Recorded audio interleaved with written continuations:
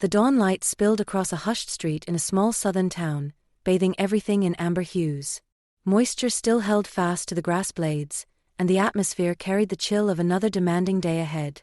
A young girl, barely 8 years old, waited on the weathered wooden porch of her modest blue home, gripping a single folded banknote in her small hand. Her name was Maya Johnson. She possessed large brown eyes brimming with tenderness, a denim jacket several sizes too large, and a spirit far too generous for the circumstances surrounding her. Facing her was a tall, hairless man dressed in a black leather jacket bearing a Hell's Angels insignia on his sleeve. His name was Jack Bear Reynolds, and behind him, stretching down the road, a column of motorcycles gleamed in the early light, members of his biker brotherhood, motors quiet, gazes fixed in amazement. That instant suspended in time would transform both their existences forever. Before we proceed, if you hold faith in compassion, fresh starts, and the strength of a noble heart, please pause to like this video, pass it along, and subscribe to the channel, and share with us in the comments your viewing location. Because narratives like this one prove to us that humanity endures, frequently through the smallest gestures of mercy. 7 days before that dawn, Maya had discovered Jack seated beside his disabled motorcycle near an aging gas station just several blocks from her residence. The man appeared rough, even menacing. His leather jacket was weathered, his boots covered in dust, his face marked by exhaustion. He had been traveling for hours beneath the brutal sun, returning from a visit to his deceased mother's grave when his motor coughed and ceased. He searched his pockets. Nothing. His phone had lost its charge, and the gas station worker had declined assistance after observing his biker vest. Jack settled on the curb, head lowered, experiencing the familiar pain of isolation that had haunted him for years. That's when Maya emerged. She had been returning home from the grocery store, carrying a small brown paper bag containing a loaf of bread and a single apple within. She spotted the man, recognized his defeated eyes, and paused. Everyone else crossed to the opposite side or averted their gaze, but not Maya. "You need help, mister?" she inquired gently. Her voice surprised him. He glanced up and observed the small girl, dirt coating her sneakers, compassion radiating from her expression. Jack didn't wish to frighten her, so he shook his head and replied, "I'll be fine, kid." But Maya could sense he wasn't.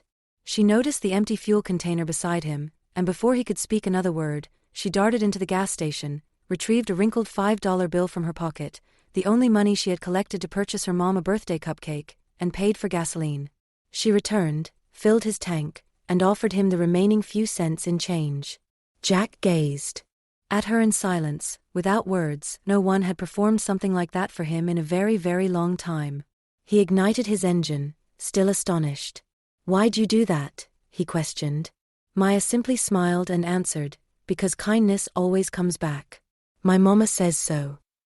Then she waved and hurried home, leaving him sitting there with moisture in his eyes, something he hadn't experienced in years. That evening, Jack couldn't rest. He sat on his porch contemplating that little girl, a stranger who didn't perceive a biker, a criminal, or a monster.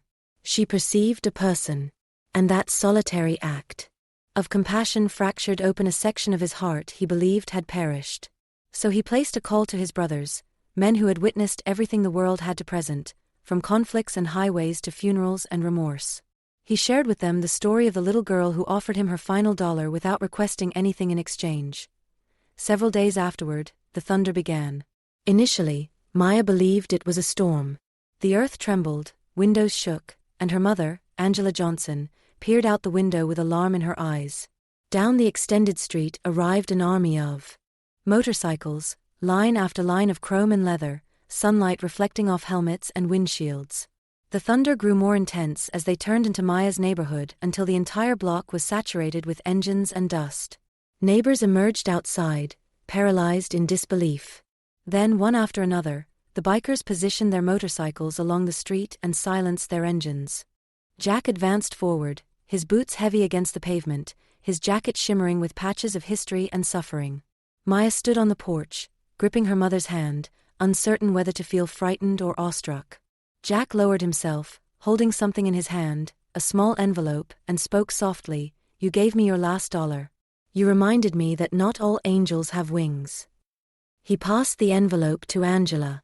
Inside was a check for $10,000, signed by the Hells Angels Brotherhood.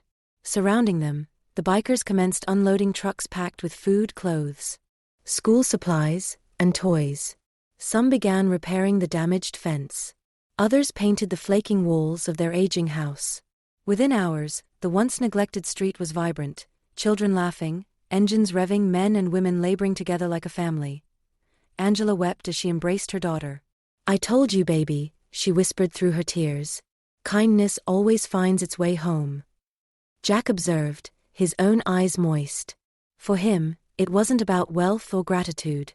It was redemption. That little girl had offered him more than fuel money. She had restored his faith in humanity. Word traveled quickly. Within days, the account appeared on every local station. Little girl assists biker, receives 1,000 visitors the following day. But for Maya, it wasn't about recognition. It was about the happiness of understanding her one small act of kindness had transformed hundreds of hearts and reminded even the hardest souls that goodness still survived. 4 weeks later, on Maya's birthday, Jack and the bikers returned once more, not with wealth, but with laughter, music, and gifts. They celebrated in her yard, kids riding small toy bikes, grown men grilling food, and repairing houses. Throughout the block, the community had awakened again, bound together by one little girl's kindness. That evening, as the sun descended over the horizon and the thunder of engines dissolved into the distance, Maya looked at her mother and asked, "Mama, do you think kindness really changes people?" Angela smiled, stroking her daughter's hair. "It already has, baby. Just look around." If this story moved your heart even slightly, please like this video, pass it along, and subscribe to help us continue spreading genuine human stories of kindness and hope. Let's remind the world that compassion still holds meaning. And before you move away, share with us in the comments below, would you have helped that man if you were in Maya's place? Because sometimes it's not the grand gestures that change the world. It's a small hand extending a single dollar and a heart courageous enough to care.